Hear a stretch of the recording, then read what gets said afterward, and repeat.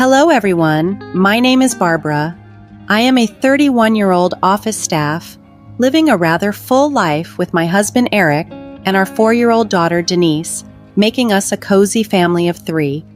However, our household also includes 2 more members, my reserved father-in-law, Jack, and my difficult mother-in-law, Emma. When Eric and I decided to get married, it was understood that we would live with his parents.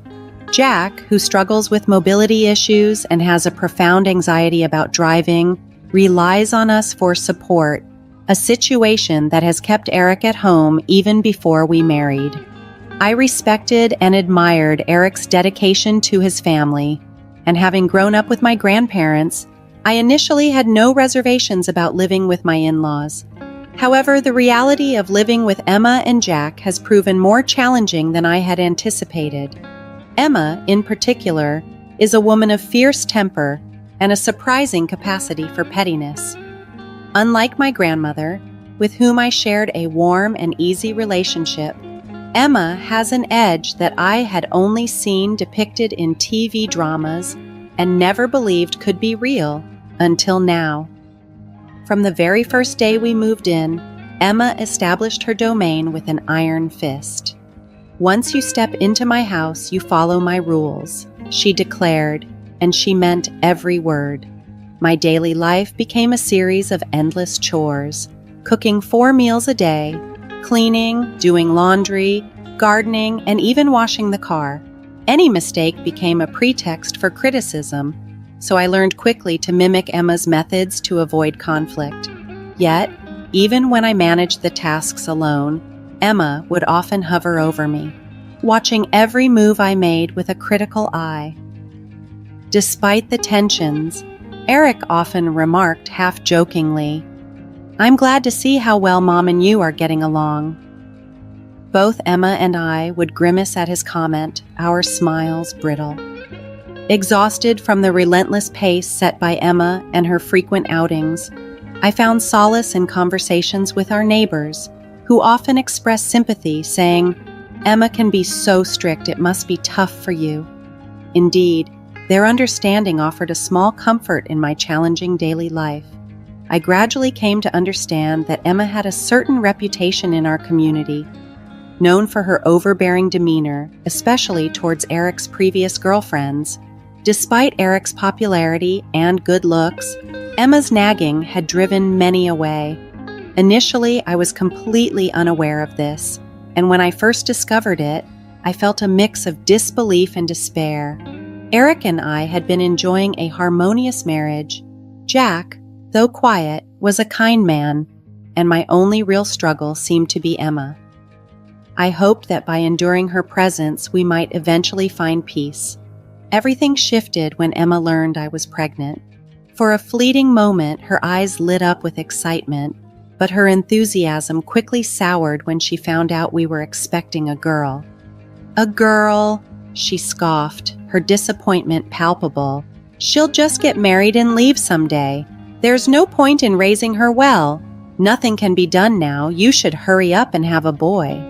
I was alone with her when she said this, and I couldn't contain my anger. "Every child is precious regardless of gender," I retorted. "Besides, we don't have a family business that needs a male heir, so why does it matter?" She responded sharply, "Our family has been landowners for generations. The family name is important, and it would be troublesome if it were to end." Honestly, I hadn't married Eric for his family's background, and Eric himself didn't seem concerned with continuing any supposed legacy. He was thrilled about our daughter's future and spoke of it often, showing his excitement about raising a girl. However, Emma never revealed this demanding side to her son. She operated from the shadows, insistent on having a grandson, which made her manipulations all the more insidious. Her attitude didn't improve even after Denise was born. In front of Eric and Jack, she would dote on Denise, but on her bad days, she would coldly push her away, making it clear she held little affection for her. As Denise grew and began to speak, she often remarked, "Grandma is scary," and gradually started to avoid Emma. One day, Eric noticed Denise's apprehension and confronted his mother. "Mom, Denise seems to be afraid of you. You haven't been harsh with her, have you?" Perhaps intimidated by Eric's stern demeanor, Emma began to alter her behavior, making an effort to bond with Denise by taking her to the park and engaging more positively. Although Emma's treatment of me continued to deteriorate, I had grown thick-skinned to her petty remarks.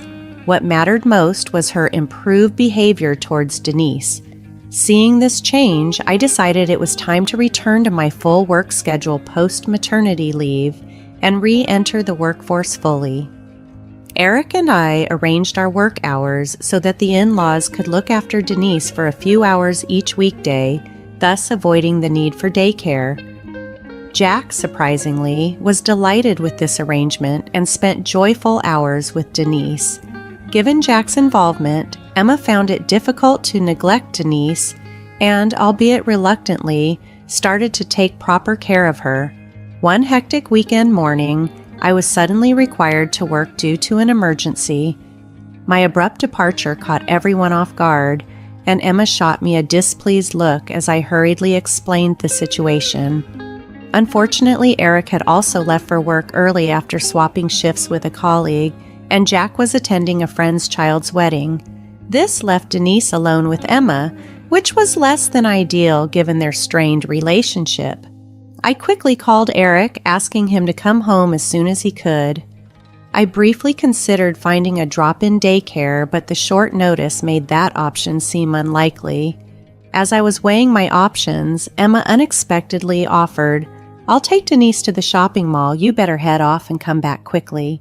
Denise, overjoyed by the prospect of going out, eagerly tugged at Emma's hand and cheered. Relieved by Emma's initiative, I thanked her profusely and reminded Denise to stay close to her grandmother. I then rushed to work, feeling a bit more at ease. However, my relief turned to the alarm that afternoon when I received a chilling call from the police.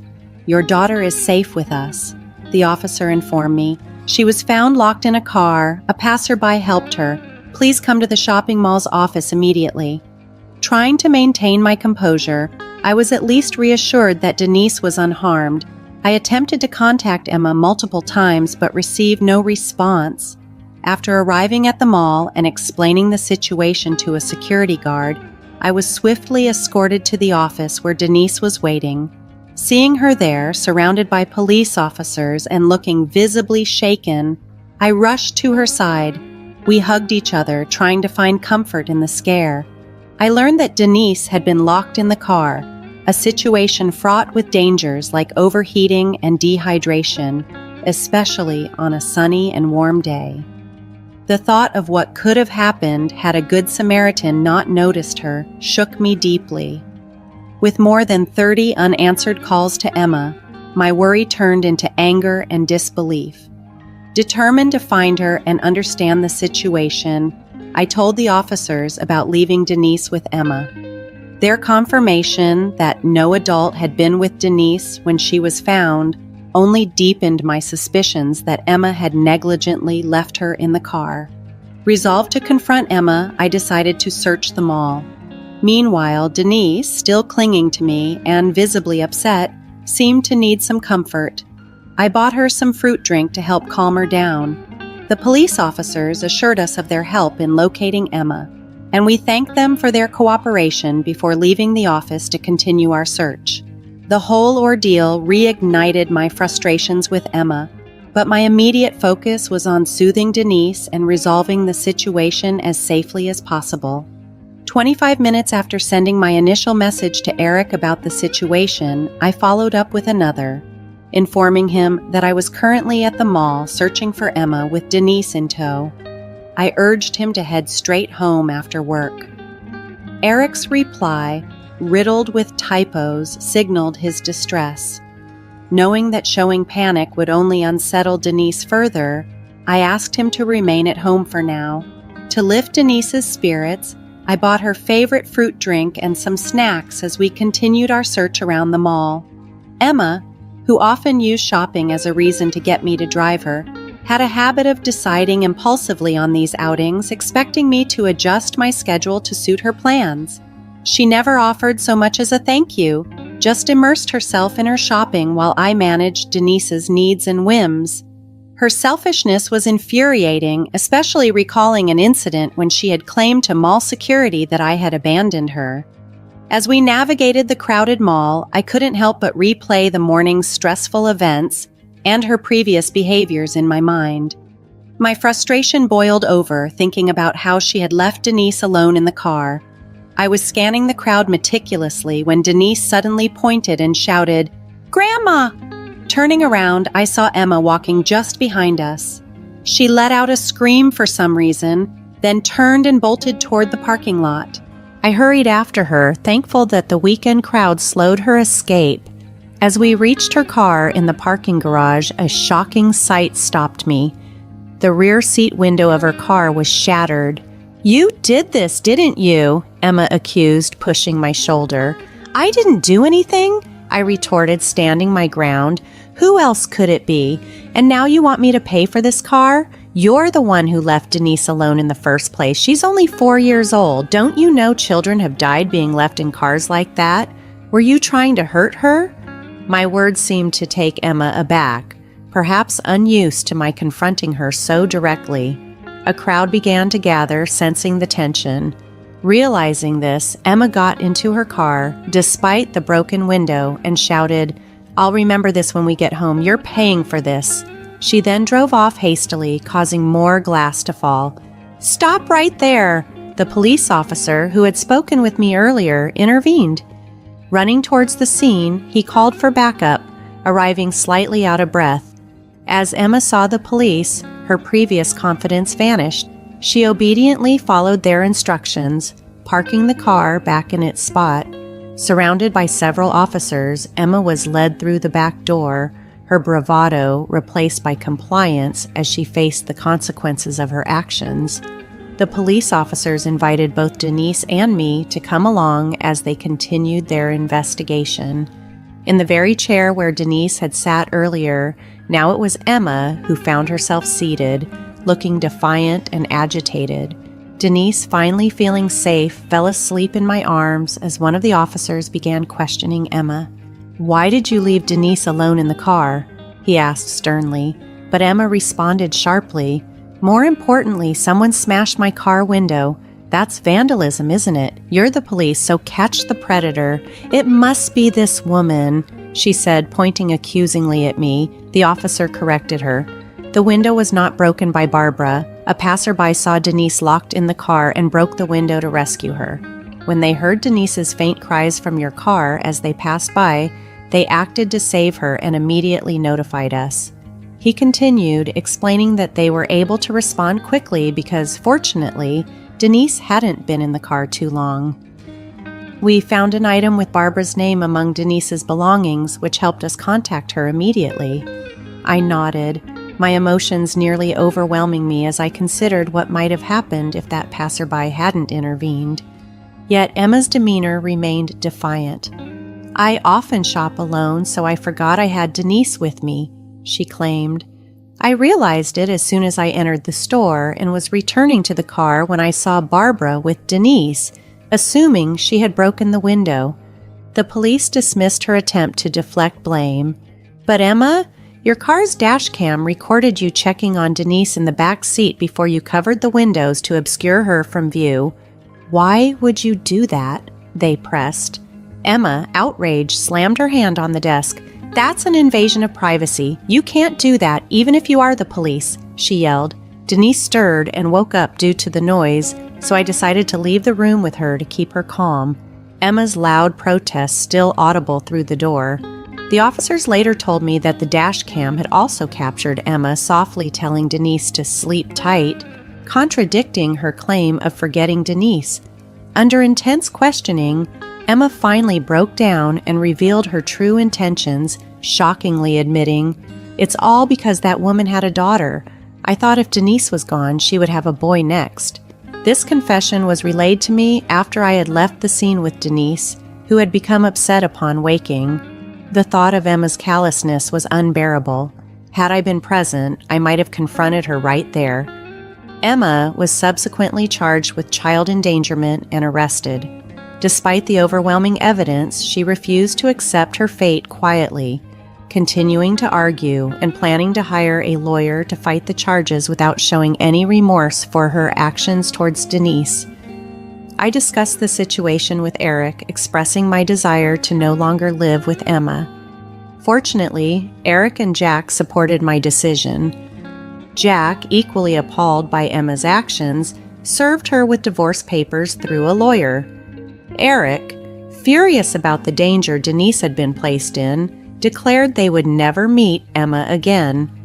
Meanwhile, Emma resorted to writing letters to relatives, desperately seeking support. The gravity of Emma's actions had left a deep mark. Not surprisingly, she found no one willing to assist her, facing the likelihood of spending her remaining years in solitude after her release. The whole incident turned into neighborhood gossip, prompting us to consider moving. Jack, ever thoughtful, expressed his remorse for the inconvenience caused and kindly offered his savings to help cover our moving expenses. We sold our home, and Jack chose to live independently near our new location.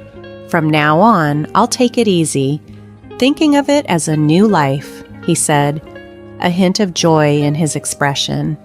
About 8 months later, after we had settled into our new life, we learned we were expecting our second child. The relief of being away from the stress associated with Emma seemed to have contributed to our newfound happiness. Ironically, it was a boy, the grandson Emma had always desired. However, unlike Emma, we were committed to loving our children equally. Denise was thrilled about her brother's arrival, often gently rubbing my belly and eagerly anticipating meeting him. As my pregnancy progressed, we made regular visits to Jack's house, maintaining our close bond. Jack always greeted us with a wider smile each time, delighted by Denise's growth. Despite his past with Emma, Jack had his moments of sadness, but we were determined to support each other and build a nurturing family environment. On a different note, in our family planning, I found myself dealing with another challenging family dynamic involving my future mother-in-law, Megan. As I hurried back from an errand to buy beef, Megan impatiently awaited my return. "Hey, how long does it take just to buy some beef?" she chided over the phone. "Sorry, I couldn't find any good beef," I replied, trying to keep the conversation light. "Just come home already. Michael is with you, isn't he?" she pressed, her voice tense. "Going back is a bit impossible, huh? Just come back quickly, whatever it is," she added, clearly flustered. "Megan, you were the one who said not to come back until I bought the beef," I reminded her. My name is Brenda, a 28-year-old office staff living in Philadelphia, USA, cohabitating with my boyfriend Michael, who is the same age. Michael and I met in college, shared the same club, and have been dating for 4 years. After settling into our careers post-graduation, Michael proposed and we planned to marry this spring. We had discussed visiting our parents for a family meeting before the wedding, but logistical challenges due to the distance meant overnight stays were necessary. Despite my attempts to set a date, Michael skillfully avoided committing, raising my concerns about his reluctance to marry. When I broached the subject, he simply said, "I don't want to see Mom," without elaborating further. I knew Michael had been estranged from his home since college, often spending holidays alone while I visited my family. "I'm not on good terms with Mom. If I go back, I might not return," he would say, hinting at deeper issues. I had never met Megan, but from Michael's descriptions, I harbored a negative image of her. However, avoiding her indefinitely wasn't feasible if we were to marry, as she would become my mother-in-law. I suggested, "Why don't we go to my parents' house first? It's a bit far, but it'll be easier on you than going to your house, right?" Michael seemed thoughtful and a bit hesitant about my suggestion, reflecting the complexity of our impending family union. If Michael had expressed reluctance to visit my parents as well, the path to marriage would have seemed insurmountable. But fortunately, he agreed, albeit hesitantly. "Let's do that. My home can wait a bit longer," he said. Feeling relieved, I quickly finalized our plans before Michael could reconsider, and inform my parents that we would soon be visiting for a family meeting. When we arrived after a long absence, my parents welcomed us with open arms. Both Michael and I were anxious about the meeting, but my parents showed no signs of it. They treated Michael as if he had always been a part of the family. The meeting itself concluded swiftly, and the conversation soon shifted towards Michael's family. As the topic arose, Michael's demeanor changed, casting a shadow over his features.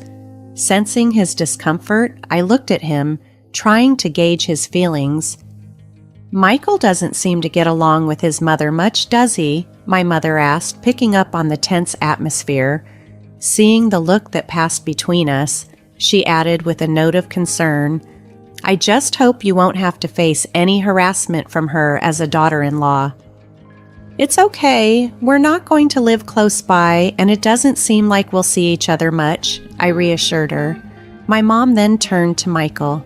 "Please make sure to take care of Brenda," she said empathetically. Michael nodded, forcing a smile, though I noticed his hand gripping his phone under the table was trembling. As we discussed various topics, my parents mentioned that we had planned to stay overnight at a nearby hotel.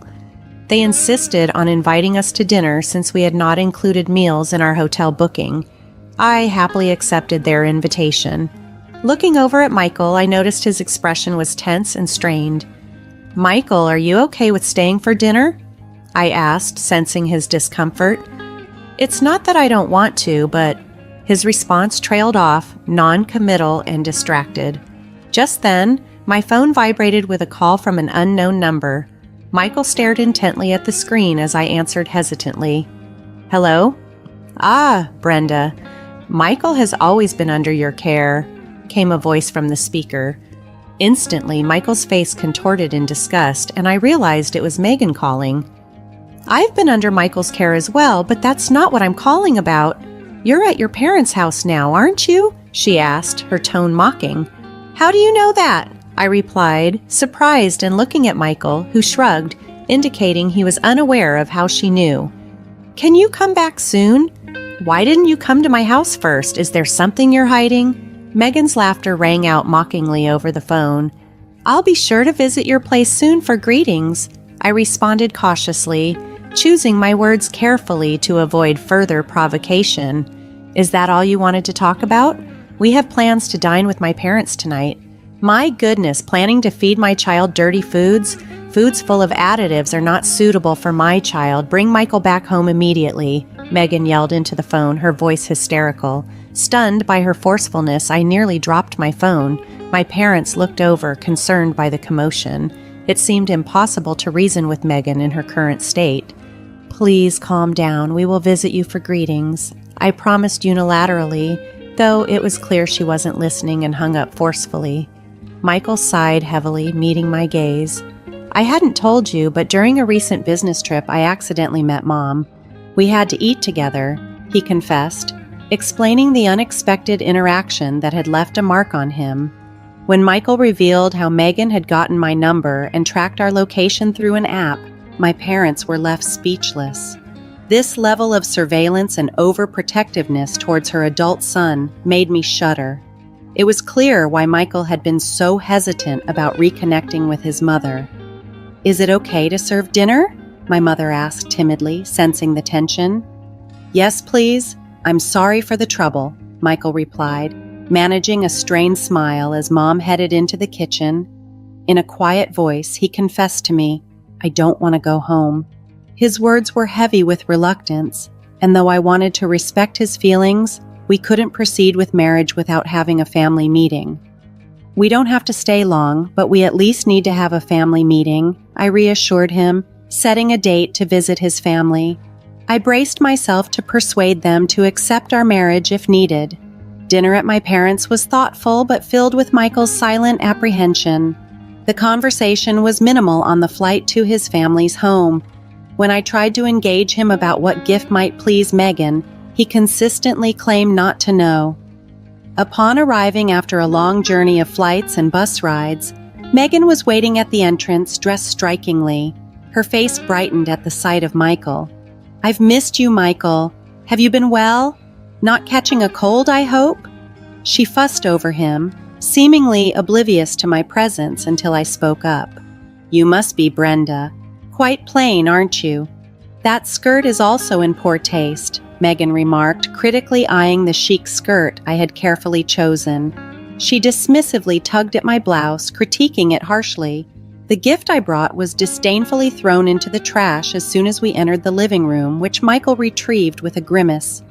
"I'm sorry, but we don't have the habit of eating such cheap stuff here," he murmured as he was about to open the gift. I quickly stopped him, fearing another outburst about additives. During the tea that Megan prepared, she conspicuously ignored me, lavishing Michael with homemade sweets while I was left without. Michael remained silent throughout, barely touching the snacks. I took it upon myself to initiate a formal family meeting, which prompted Michael to engage minimally with Megan. However, once the meeting concluded, he reverted to silence, his discomfort palpable. "How about ribeye for dinner? Michael's favorite, right? You'll stay for dinner, won't you?" Megan pressed, despite our plans to leave before dinner. Caught off guard, we awkwardly agreed. For the first time, Megan addressed me without sarcasm. "That being the case, could you go buy some beef? I only feed Michael the finest, so make sure you order correctly. I'll teach you how to make dishes that Michael will like. After all, he probably can't stand to eat what you cook," she remarked cheerfully. Despite her claim, Michael had never left any meal I cooked untouched during our cohabitation, a fact that contradicted her insinuations and highlighted her continued efforts to undermine me. This trip was revealing more than I had anticipated, and I was beginning to understand the depth of Megan's manipulative tendencies. As Megan sent me out the door with the directive to not return without the beef, I didn't feel defeated. Rather, a sense of resolve settled over me. Although I was concerned for Michael, his recent show of defiance gave me confidence that he could handle Megan on his own. Without a backward glance, I began walking towards the city center. Suddenly, I heard my name called out.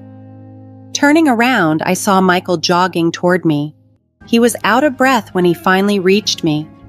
"Are you okay?" he asked, catching his breath. "Yeah," I replied. "If they're going to insult you, I'm not going back." I stormed out. Michael seemed puzzled for a moment. "What about the beef?" he inquired. I shook my head. "I haven't bought it yet, and we don't need to. We're not going back there," I stated firmly. Though our original plan was to go sightseeing after the family meeting, the unexpected turn of events meant our sightseeing started earlier than planned. "Megan must be waiting for me to buy the beef and return with you, but we're not going back," I muttered to myself, deciding instead to take a leisurely tour of Michael's hometown. As we strolled through places like the park Michael used to visit in elementary school, my mobile phone buzzed incessantly with calls, all from Megan. Eventually, fed up, I answered the phone reluctantly. "Hey, how long does it take just to buy some beef?" Megan's voice was as demanding as expected.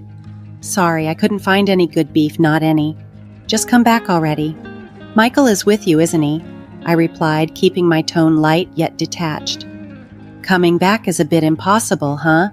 "Just come back quickly, whatever it is," she insisted, her voice growing flustered. "No, it's impossible," I stated calmly.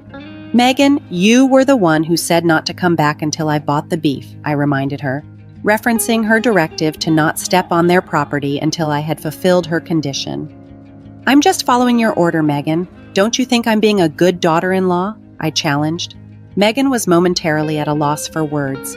"Take that back. Come back right now," she demanded, her tone sharp. As I hesitated on how to respond, the phone was suddenly taken from my hand.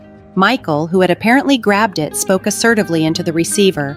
"Like I said before, if you insult Brenda, we're not coming back," he declared, his voice firm. His statement was a clear stand against Megan's overbearing attitude, marking a significant turning point in our relationship with her. It was a moment that not only affirmed Michael's support for me, but also signaled a new beginning for us, free from the toxic influence that had loomed over his life for too long. After Michael's firm declaration, he handed the phone back to me, but before I could say anything, Megan's tone changed. Her voice, now desperate, softened significantly. "Hey, Brenda, can we just talk?" she pleaded. I glanced at Michael, who appeared completely detached from the conversation, already looking forward to our next adventure. It was clear he had moved on from the weight of his relationship with Megan. "Michael has made his wishes clear. If he doesn't want to meet you, Megan, I support him." "I don't want to either," I stated firmly, my resolve mirroring Michael's. Before she could respond, I hung up, feeling a symbolic release from Megan's obsessive hold over her son. To ensure further peace, I promptly blocked her number on my phone. "How about we go for ribeye? There's a good place nearby," Michael suggested cheerfully, a genuine smile spreading across his face. Relieved, I followed him, ready to enjoy our day free from past burdens. That spring, we married and simultaneously changed our living arrangements and both our phone numbers. Megan attempted to reach out through my parents a few times, inquiring about our whereabouts, but my mom cleverly misled her with tales of us being in exotic places like the Caribbean or Italy. Whether Megan believed these stories enough to follow them abroad remained a mystery. We considered having a wedding ceremony, but since Michael preferred not to invite Megan or any relatives connected with her, we planned a small, intimate ceremony abroad, just the two of us. While my parents were initially disappointed, they gave us their blessing and insisted we take plenty of photos to share with them later. Freed from the shadows of Megan's overbearing presence, Michael's demeanor brightened considerably. He smiled more freely and no longer seemed to live under a cloud of fear. I occasionally worried about him feeling as if he had lost his family, but my parents embraced him as their son, alleviating those fears. As we began to talk about starting a family, the idea of having children became a serious consideration. Imagining our future child, we laughed together, excited about the possibilities ahead.